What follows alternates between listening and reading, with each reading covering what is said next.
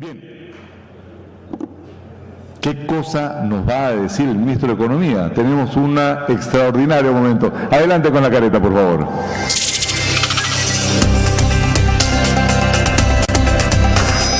Crecimiento económico y bienestar. Expone el señor Alfredo Torne, ministro de Economía y Finanzas. Comentario de Roberto Abusada, José Klimper y conduce la sesión Gianfranco Castañola. Bienvenidos, señores.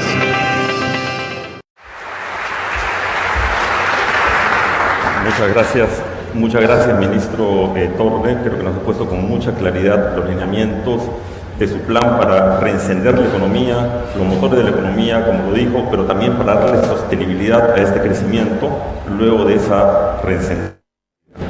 Y me gustó mucho, aparte de esta mención futbolística, aunque tuvimos que remontarnos al año 82 en este partido de Perú en Francia. Muchos años han pasado desde que no jugamos bien. Pasamos ahora a los comentarios de nuestros dos panelistas, Roberto Abusada y Pepe Klimper. Tendrá cada uno 4 minutos para comentar y empezamos contigo, Roberto. Sí, gracias. Un tema de orden alfabético, etario, como lo prefieras. Gracias. Bueno, como nos dijo el ministro, dejémonos llevar por el optimismo. Y yo creo que tanto la encuesta de Ipsos que vimos antes, como los planes y programas que tiene el gobierno, y en particular el ministro de Economía, a quien le creo 100%, son una base para el optimismo. Lo único que me preocupa es si ese timón sobre el cual tiene puestas las manos al ministro está suficientemente conectado con las ruedas de la burocracia peruana, y de eso quisiera hablar en un momento más. Pero antes quisiera decirles una cosa. Ya van 10 años que yo vengo mirando el survey del Banco Central de Confianza Empresarial y veo que con un retraso de 6 meses la inversión, el crecimiento de la inversión privada lo imita perfectamente. Bueno, hemos visto que el 28 de julio la confianza empresarial dio un salto. Yo sé que hay dos tipos de economistas, los que no saben hacer predicciones y los que no se han dado cuenta que no saben hacer predicciones. Pero yo no me voy a intimidar y según estos cálculos, el martes 2 de febrero la inversión privada empieza a crecer con fuerza. Son 6 meses del 28 de julio. El problema que mencionaba al comienzo, cuando uno mira todos los rankings del World Economic Forum, del Banco Mundial, hay muchos que se concentran en infraestructura, en educación, en salud, etc. Pero lo que más me preocupa, y al hacer esto, lo que se dice normalmente es: vamos a enfatizar tal pilar o tal otro pilar. Yo lo que veo es que, más que eso, hay que concentrarse en lo que hemos retrocedido en los últimos 5 o 8 años. He calculado cuántos puestos hemos retrocedido en lo que para mí es lo más importante, el deterioro institucional del Perú.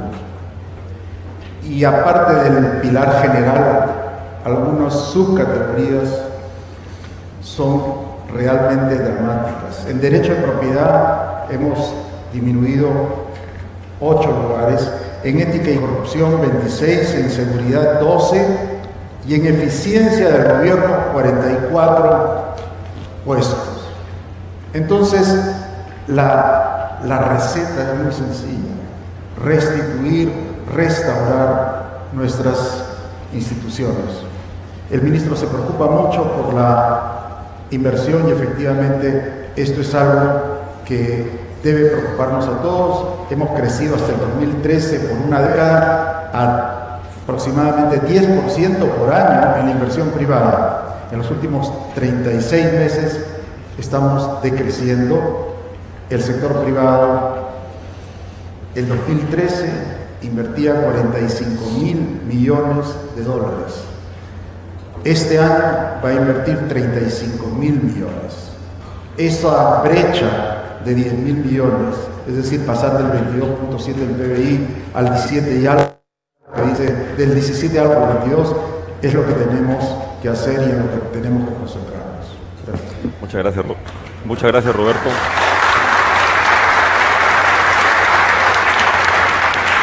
Muchas gracias, Roberto. Tu turno, Pepe. Buenos días con todos.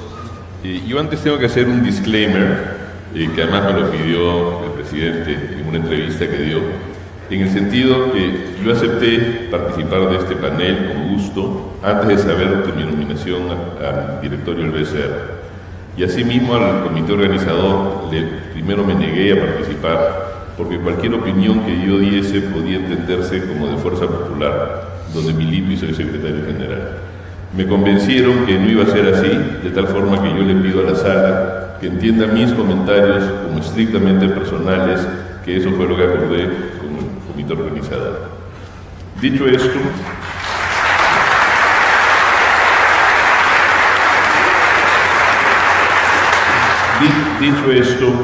yo creo que como todos no puedo estar en desacuerdo con los lineamientos generales de la presentación del ministro.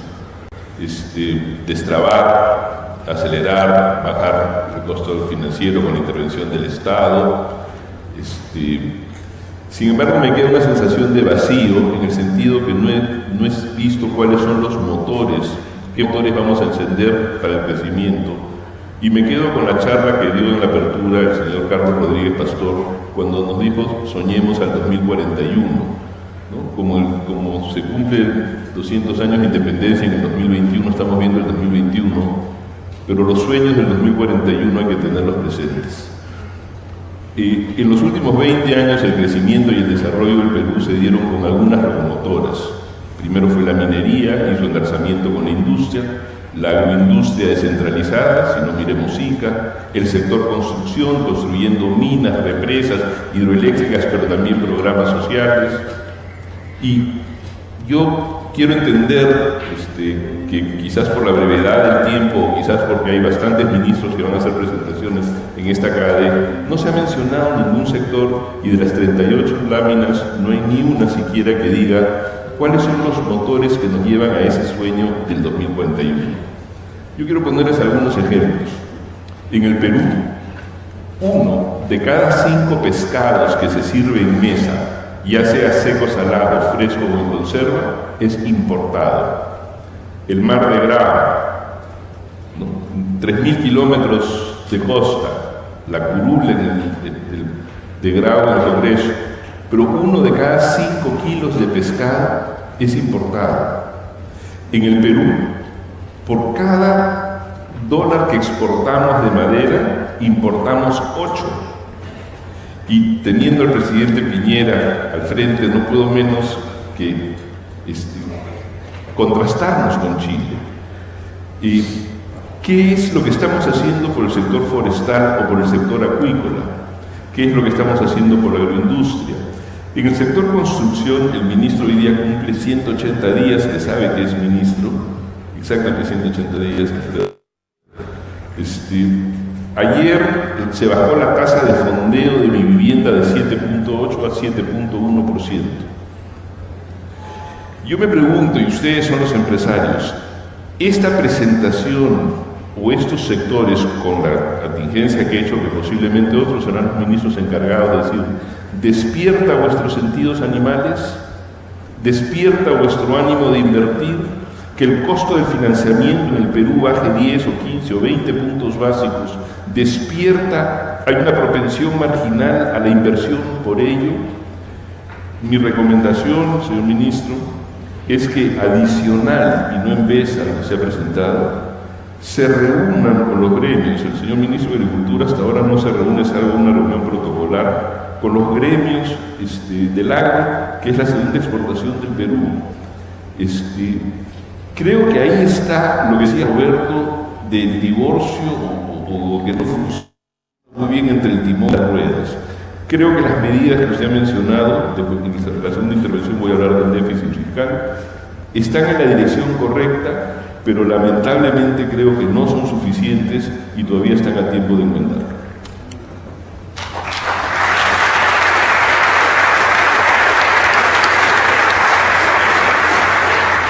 Muchas gracias, Pepe.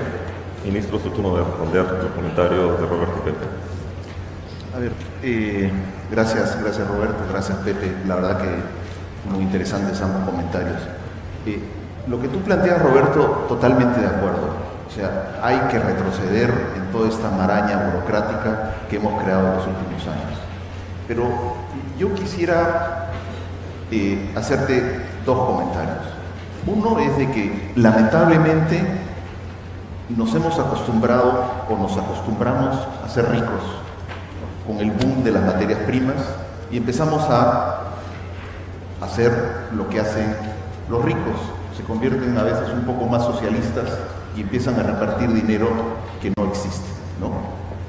Hoy día este gobierno se encuentra con la situación que ya no existe ese boom de materias primas, que esos términos de intercambios ya no están con nosotros. Entonces, yo pienso que efectivamente hay que deshacer muchas de estas trabas burocráticas, hay que llevarlos al nivel más bajo. Se ha hecho ya un primer decreto legislativo que ha avanzado mucho en la PCM y hemos trabajado con Fernando Zavala, que creo que ha hablado de él. Pero yo lo que sí cuestionaría un poco, Roberto, es de que efectivamente la inversión ya no crece al ritmo que crecía antes, pero cerca del 40% de esa inversión venía por el sector minero. Y hoy día nuestro gran reto es hacer crecer la inversión privada, pero no depender del sector minero, o yo lo pondría, no depender exclusivamente del sector minero. Si a mí me preguntan qué es lo que tú quisieras ver, yo quisiera ver un crecimiento balanceado, donde efectivamente tengamos un sector minero que ha sido durante muchos años nuestro apoyo, y yo pienso que es mentira de que no ha innovado. Ha innovado muchísimo ese sector, pero lo que necesitamos es encender los otros motores, los motores del crecimiento interno. Necesitamos aumentar la productividad, necesitamos aumentar la inversión, y eso sí requiere un golpe de timón. Entonces yo te diría, gran parte yo estoy de acuerdo.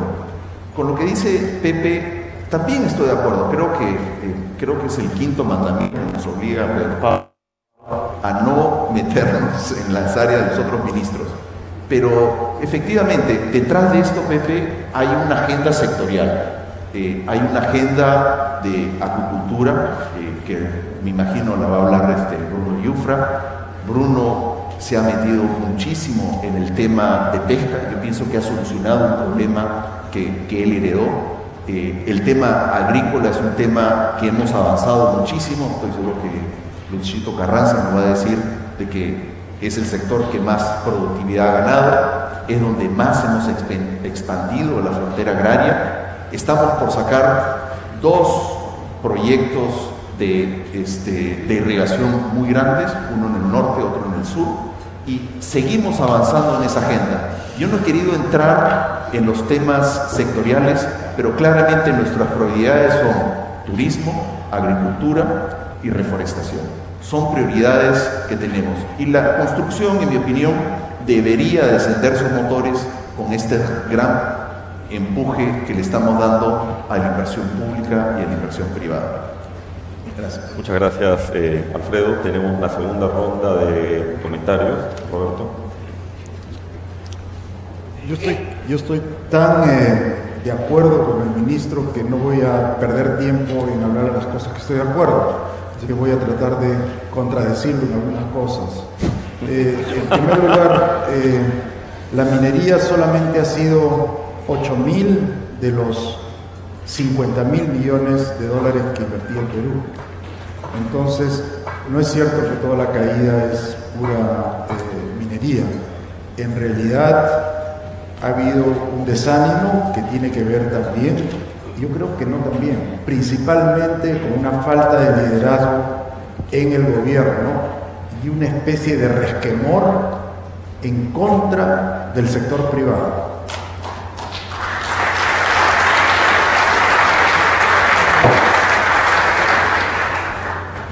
Es decir, no se ha visto al Estado como socio, como promotor del sector privado, sino que se le ha visto con sospecha, ¿no? Yo recuerdo que un compañero en minería inauguraba una carretera privada e invitó al presidente de la República. Este le pidió que quite el letrero de la compañía de la inauguración y que él no vaya. Es decir, hay una especie ha habido por 5 años un rechazo, creo, neuronal contra el sector privado. Y eso tiene que cambiar. Ahora yo creo que el tema de la tramitología nos ha llenado la cabeza. Y nos ha llenado la cabeza porque esto es algo que no existía antes y ahora está en el top of mind de todos nosotros. He tratado de investigar, de romperme la cabeza cuándo es que se fundó la República Burocrática del Perú. Los historiadores aquí difieren. Unos dicen que fue el 22 de noviembre del año 2000 y otros dicen que fue el 28 de julio del 2001. Yo creo que fue el 10 de noviembre del 2001, cuando se promulgó una ley que tiene 80 páginas y 250 artículos. Esta ley se llama Ley del Procedimiento Administrativo General, de la cual se han pegado todas las regiones y todos los municipios para hacer de las suyas. Esta ley en realidad es la madre de la maraña, y yo sé, en honor a la verdad, que sé que esto es una preocupación importante de la oficina del primer ministro y de su staff, y están tratando de atacar ese problema. En lo que no coincido es en esta manera secuencial de ir quitando trámites. Al gato no se le puede cortar la cola por pedazos, se tiene que cortar de golpe, y ese es un problema que enfrentamos. Entonces, nosotros estamos enfrentados no ante un problema burocrático normal, estamos enfrentados ante un problema burocrático mayor. Hay un economista muy bueno que se llama Alberto Pasco Font, que ha asesorado a Proinversión, que se dio el trabajo de seguir un proyecto de inversión. No les voy a decir cuál es el proyecto de inversión importante al que me refiero, sino hasta el final. Empezó en marzo del 2012 y se empezaron las obras 1432 días después, luego de 14 pasos, hablando con 8 agencias gubernamentales. ¿Saben de qué se trataba? De poner aire acondicionado a la sala de espera del aeropuerto de Piura. Ese es el nivel al que hemos llegado y esa es la dificultad a la cual se enfrenta este gobierno si quiere hacer las cosas. Ayer Alfredo Bullard nos dio un par de ideas, yo tengo otras, las voy a conversar con Alfredo, a quien conozco hace muchos años, pero el tema secuencial de atacar el problema de la desburocratización, tramitología, madejas, marañas, tejidos, como quieran llamarlo, es, creo, poco prometedor. Gracias. Gracias, Roberto.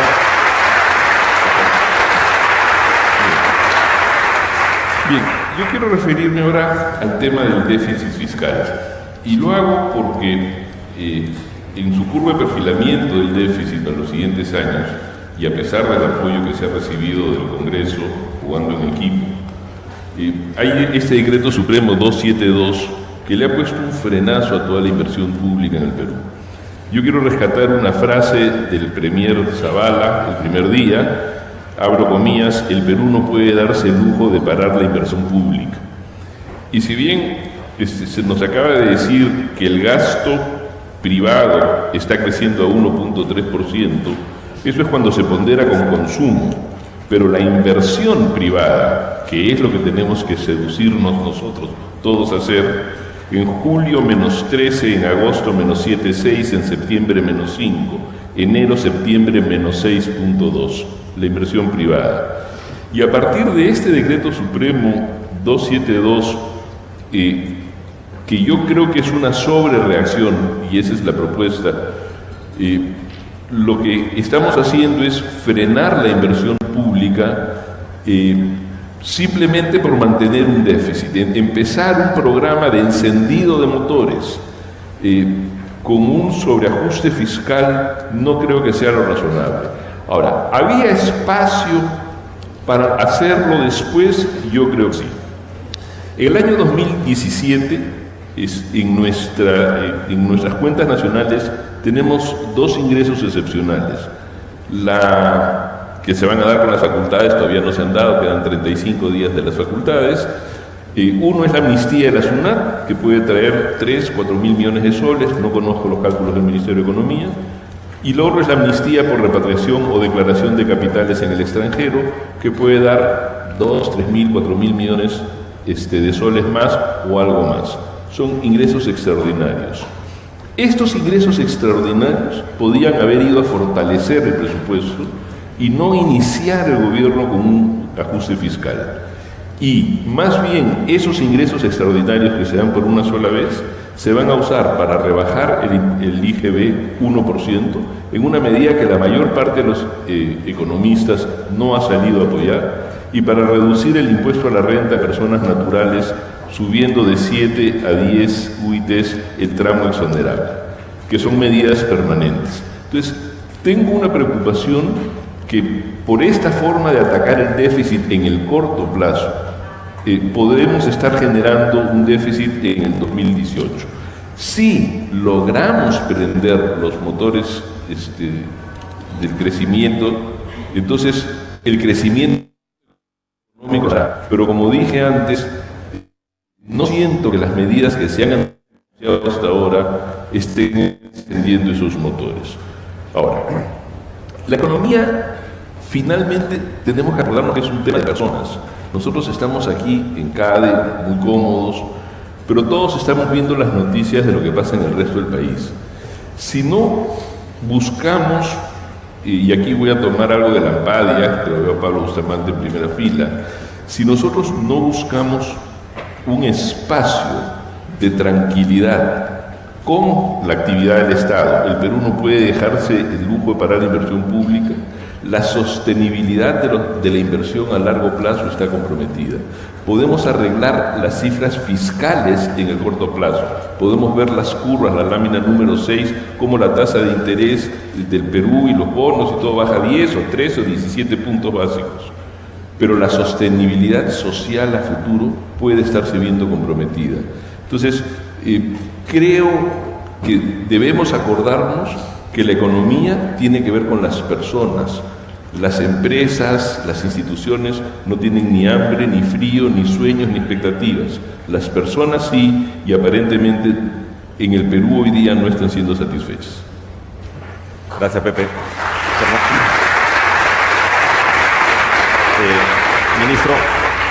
Ministro, antes de su respuesta, yo quisiera aprovechar el comentario de Pepe, porque hay una pregunta, y para no hacerla después, aprovechar para hacerla ahora para que la responda conjuntamente con el Pepe, que está vinculado al tema del IGB. La pregunta dice más o menos así: en el día de ayer, el ministro de Educación, la ministra de Salud, el ministro del Interior hicieron espléndidas presentaciones mostrándonos las brechas que tienen que cubrir y que constituyen un formidable reto para los siguientes años. Formidable reto de gestión, pero también de recursos económicos.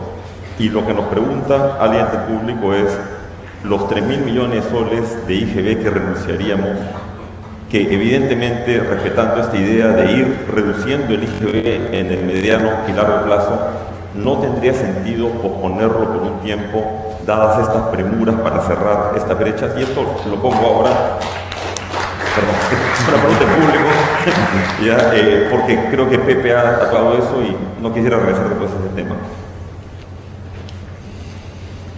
Bueno, yo también digo lo mismo, Roberto. Creo que en muchas cosas estamos de acuerdo.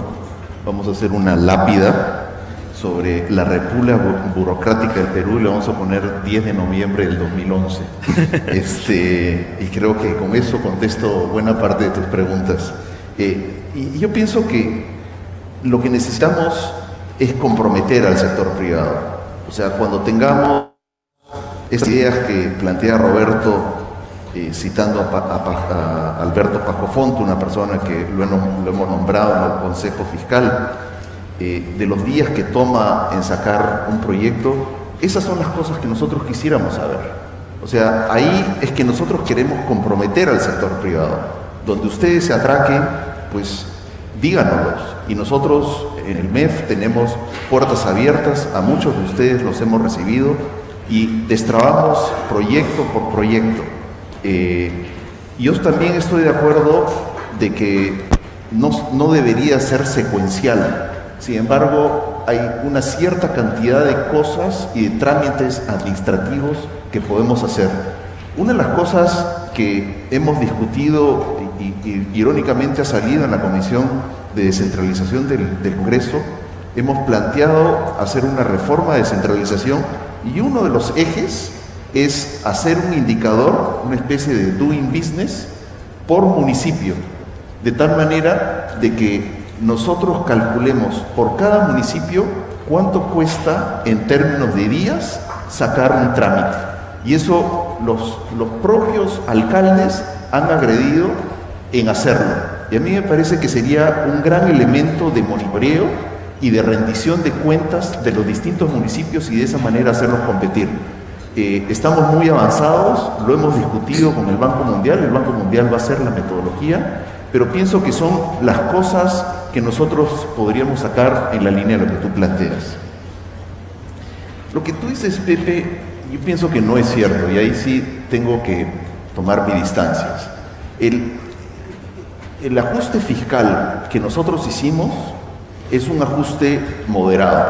Hoy día, cuando empezamos a hacer el ajuste, el déficit estaba en 3.4. Si no hubiésemos hecho nada, y lo hemos repetido muchas veces, hubiese llegado al 3.8. Y les explico. La forma en que se hace el presupuesto es que primero el gobierno compromete, certifica, devenga y paga. Cuando nosotros llegamos al gobierno, teníamos compromisos que podrían haber llegado al 3.8. Y lo que hicimos hicimos dos cosas. Primero, cancelamos estos compromisos que más o menos representaban 0.4% del PBI, que eso no fue gasto, o sea, nunca llegó a la economía, entonces ahí no hubo ajuste fiscal. Y después pasamos el Decreto Supremo 272, en la cual reducíamos o poníamos límites al gasto por sector. Y esto, en teoría, debía ser 0.4% del PBI. Según nuestros cálculos y según el gasto público, esto significaba un ajuste sobre el crecimiento del PBI de 0.1%. Y esto es calculable. Cualquier aritmético se puede sentar y lo calcula, es objetivo. Lo que nosotros estábamos tratando de hacer ahí es definir claramente nuestra trayectoria fiscal. Si nosotros hubiésemos dejado que el déficit llegase al 3.8%, era muy difícil llegar al 2.5% en el 2017. Y recuerden que el Congreso ya para ese entonces nos había aprobado el 2.5% y no fue una negociación fácil. Entonces, haber hecho el ajuste en el 2017 de 3.8 a 2.5, ahí sí nos hubiésemos comido una buena parte del crecimiento. Sin embargo, simultáneamente se aprobó la Ley 360, que lamentablemente todavía no se ha implementado, donde nosotros soltábamos el gasto e inversión pública regional, es decir, transferencias que no se hizo en el gobierno anterior, y les dimos hasta el 15 de noviembre, ahora hemos estirado la fecha hasta el 30 de noviembre. ¿Qué queríamos hacer? Contraer el gasto corriente y soltar el de inversión, precisamente en la línea de lo que tú quisieras que pasó.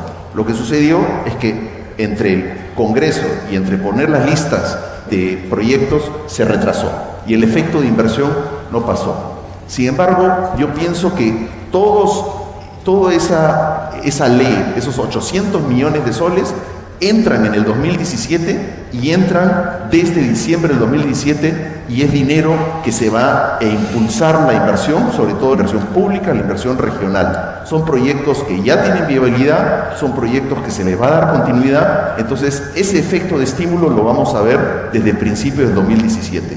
Además de eso, en el presupuesto que hemos aprobado tenemos cerca de 5.000 millones de soles de proyectos también viables de obra pública. Entonces, lo que estamos nosotros tratando de hacer es restringir el gasto corriente y empujar el gasto de inversión. Hemos heredado un gobierno en el cual se crearon más de 68.000 plazas. El gasto en nómina prácticamente se duplicó. No podíamos seguir de esa manera. Ahora, tú me dices de que esto fue mucho. Yo lo planteé en otros términos. Desde el 2011 nos hemos acostumbrado a crecer en base a la expansión fiscal y a recursos que no teníamos. Pasamos de un superávit de 2.2% a un déficit de 3.8%. Esa situación era insostenible. Yo les pregunto, ¿cuánto crecimiento compramos con esta expansión fiscal? Yo les digo, muy poco. Lo que hoy día necesitamos es comprometerlos a ustedes a que sea el gasto privado el motor del crecimiento. En el tema del IGB y de las reformas tributarias, ahí también estoy en desacuerdo. Y bueno, hemos tenido un desacuerdo durante la campaña. Les he mostrado una gráfica donde vemos que a mayor tasa de IGB, menor recaudación. Y creo que es una gráfica que muestra una serie de países, no solamente el Perú, es una serie de países donde muestra que si logramos eficientar la SUNAT y logramos sincerar los impuestos, lo que vamos a tener es mayor recaudación. En nuestros cálculos, una bajada de IGB en el primer año nos cuesta 1.700 millones. Sin embargo, al tercer año estamos recaudando 3.800 millones de soles más. Entonces, para nosotros es una apuesta a futuro, una apuesta a sincerar los impuestos y ayudar a impulsar el gasto del sector privado. Con respecto a las deducciones, también no es tan claro, porque estas deducciones de 7 a 10 UITs van acompañadas de facturas. Entonces, lo que nosotros perdemos por el lado del impuesto personal, lo ganamos por el lado de las facturas. Hay una serie de sectores que hoy día no emiten facturas y lo que nosotros queremos es aumentar el cumplimiento. Ya lo hemos calculado, nos cuesta del lado del ingreso personal 700 millones, sin embargo podemos ganar cerca de 3.000 millones solamente por el lado del cumplimiento del IGB.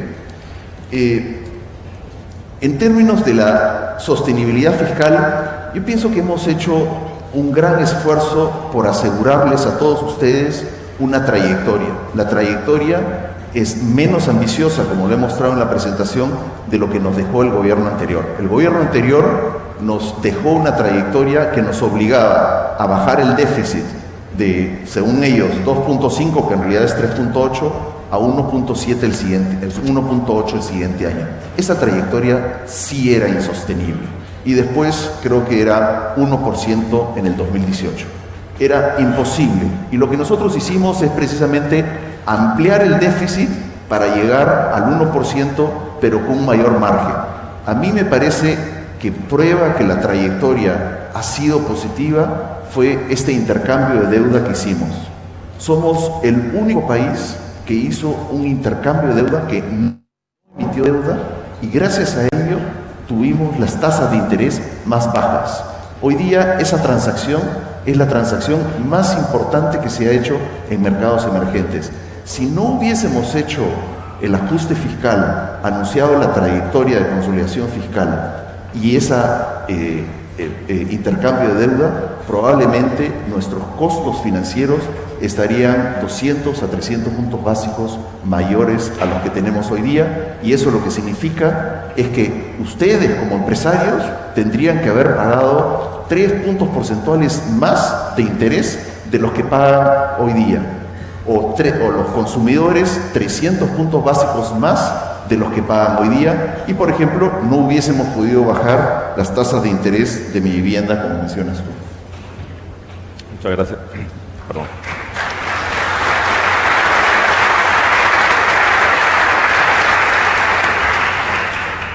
Muchas gracias, Alfredo. Pasamos entonces ya a transmitirte las preguntas del público.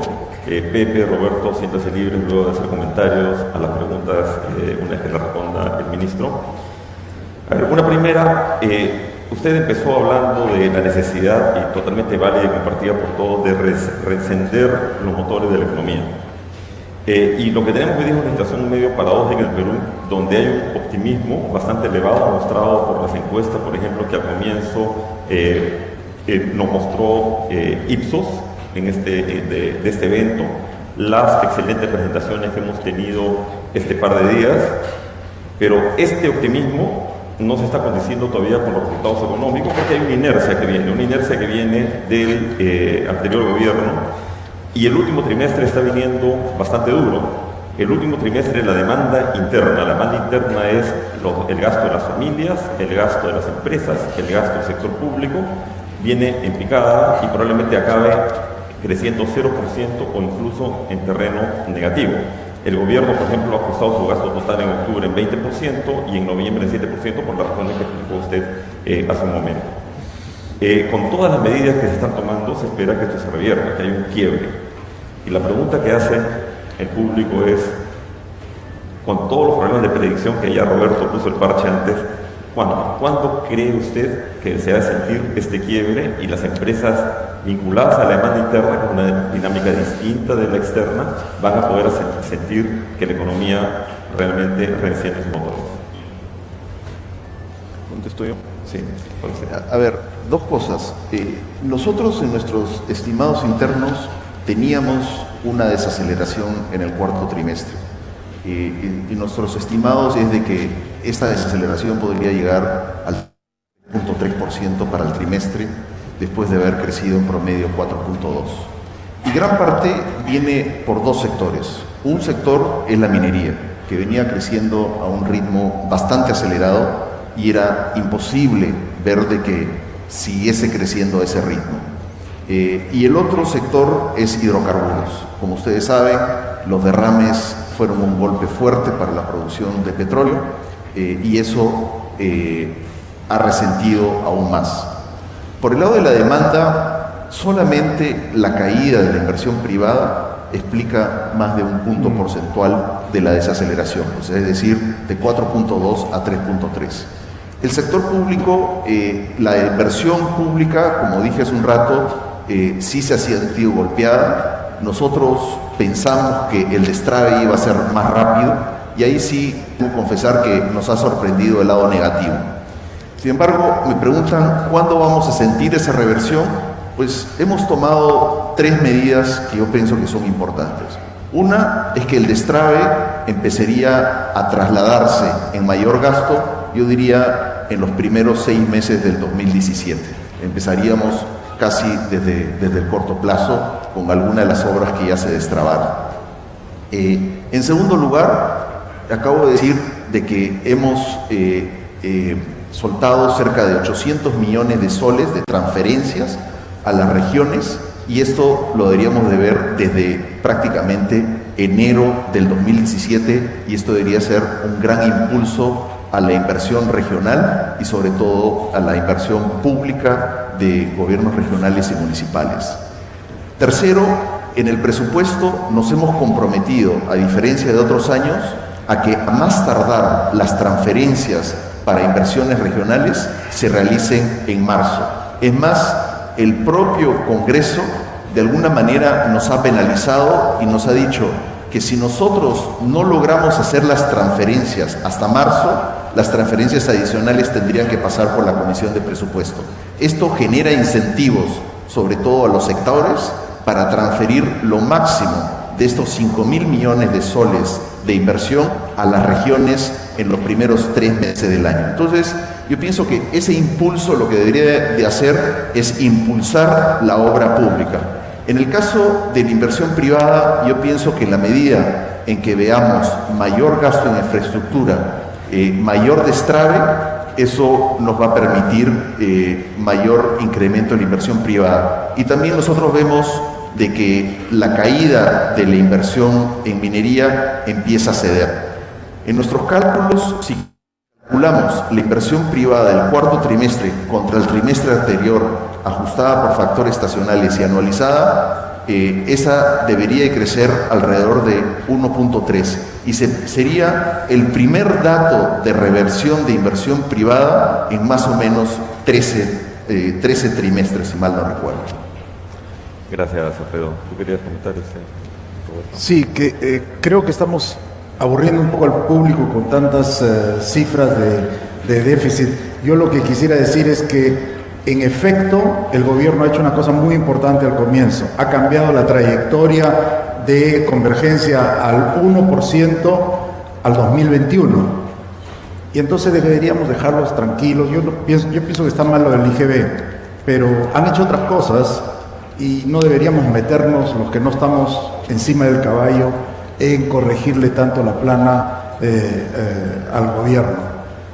La otra cosa es que la confianza, yo creo que va a responder en términos de inversión privada. Hemos dicho 6 meses, quizás deberíamos esperar hasta el segundo semestre del próximo año. Dicho eso, es cierto que nosotros en el sector privado estamos pensando siempre cuándo salen las medidas, las facultades extraordinarias, etcétera. Pero yo conozco un empresario que les habló el otro día acá, que me preguntó hace un año: oye, Roberto, ¿cuánto va a crecer el próximo año la economía? Yo le dije 4%. 4%. Mira, para mí 4% es un montón. Yo voy a invertir como loco este año. Quizás el 4% desanime a alguna gente, a mí no. Bueno, a ese empresario le ha ido bastante bien, al menos la revista Forbes así lo dice.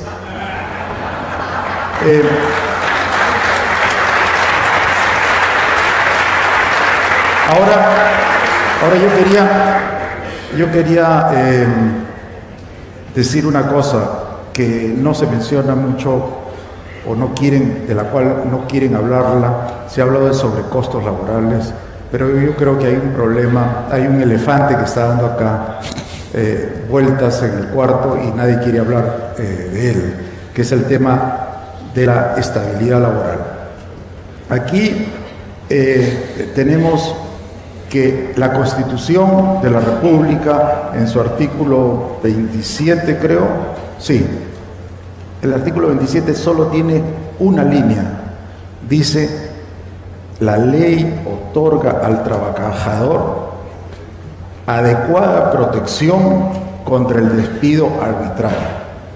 Resulta que jueces en el Tribunal Constitucional han interpretado esto como que adecuado quiere decir regresarlo al puesto de trabajo. Eso no se puede aceptar. Eso es anticonstitucional. Esa es una interpretación caprichosa e ideologizada de la Constitución.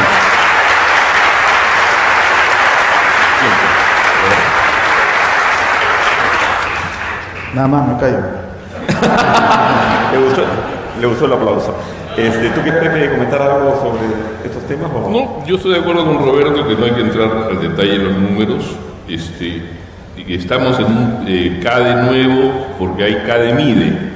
Y entonces, cuando el 15 de diciembre se publiquen las cifras oficiales del INEI, del BCR, con respecto a la inversión pública y a la inversión privada, ojalá que sea el ministro el que tiene la razón y no la suposición que yo singularmente estoy haciendo de que posiblemente el 272 ha sido un frenazo más fuerte de lo esperado. Ojalá usted tenga razón, ministro, y CADE MIDE el 15 de diciembre lo sabremos. Gracias, Pepe. Nos queda apenas un minuto. Voy a renunciar hacer mi comentario final, lo escribiré por Twitter porque prefiero hacer una última pregunta que está repetida varias veces y que... se me fue un momento. Que dice más o menos esto: ¿nos puede dar detalles sobre la próxima ley de amnistía tributaria para la repatriación de capitales? Es una pregunta muy puntual, hemos estado hablando muy por arriba y creo que es un tema que hay un especial interés. No sé si tienes algún comentario que hacer al respecto, ministro. Sí podemos dar detalles. La próxima semana la publicamos. Creo que es... yo quisiera nuevamente cerrar con un comentario. Nosotros nos comprometimos a que la economía iba a crecer al 4% y pensamos que vamos a cerrar muy cerca de ese 4%. Sin embargo, como lo dije en la presentación, esto no es suficiente.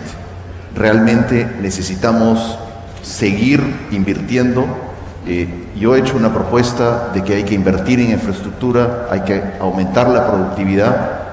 Hemos planteado qué es lo que vamos a hacer, pero lo más importante es que necesitamos la participación de todos los peruanos y queremos comprometernos y comprometerlos a sacar este país adelante. Lo otro que quisiera decir es, Roberto, yo pienso que siempre tú escondes el elefante. El elefante no está escondido, hay una serie de planteamientos. Lo que nosotros nos tenemos que asegurar es que lo que hagamos en términos de la reforma laboral sea una reforma que realmente respete los derechos laborales, pero que nos permita avanzar. Yo estoy totalmente de acuerdo contigo en que necesitamos mayor flexibilidad laboral. Hemos hecho una propuesta acá que es en el área de protección social. Necesitamos bajar los sobrecostos laborales. Creo que es algo con lo cual podemos empezar y podemos darle mucha flexibilidad laboral. Pero lo más importante es hacer que estas reformas sean viables, es negociarlas con los trabajadores y asegurarnos que, como dicen los gringos, que sea la cuadratura del círculo, que nos permita a nosotros avanzar y sacar adelante a este país sin perjudicar a los trabajadores. Gracias.